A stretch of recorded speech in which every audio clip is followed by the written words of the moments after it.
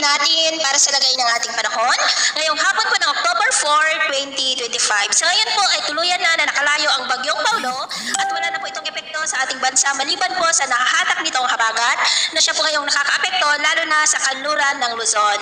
Samantala sa labas po ng Philippine Area of Responsibility ay may isang bagyo na nabuo base po yan sa datos ng GMA at meron pong LPA. Gaya nga po ninyong napapansin ay may sirkulasyon na po dyan at posibleng lalakas pa ang mga ito sa susunod na mga araw at posibleng papasok sa PAR simula po sa Martes. Ang una na makakapasok sa ating area of responsibility na bagyo ay tatawagin po sa local name na Kedan at ang susunod naman ay bagyong Ramil.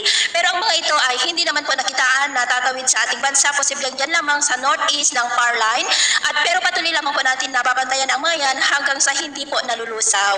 At ito nga ang pinapakita ng forecast model na ating ginagamit hanggang po sa susunod na 2 linggo. Sa lagay ng ating panahon ngayong hapon dahil sa mga localized thunderstorm at ng habagat ay maulap ang kalangitan na may mga pulo-pulo na mga pag-uulan sa ilang bahagi ng Ilocos Region, Cordillera, Isabela, Nueva Vizcaya, Quirino, ilang bahagi ng Central Luzon, Calabarzon, Metro Manila, Bicol Region, Mindoro Provinces, Palawan, Panay Island, Negros, Cebu, Tagbilaran, Tacloban, Samar Provinces, Sulu Archipelago, Zamboanga Peninsula, Northern Mindanao, Caraga, Davao Region at Suksurgen.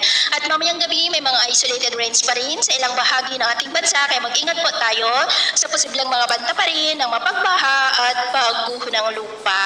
Sa atin naman pong mga baybayin, iwasan na muna natin ang papalaot sa kanlurang baybayin ng Northern Luzon kasama na po ang Pangasinan at sa mga baybayin ng isla ng extreme Northern Luzon dahil ang mga alon dyan ay posible po na aabot hanggang sa 2 to 3.5 meters height. Kaya hanggat maaari ay iwasan na po muna natin ang papalaot dyan sa mga may kulay pula para po mas makaiwas sa mga sakuna.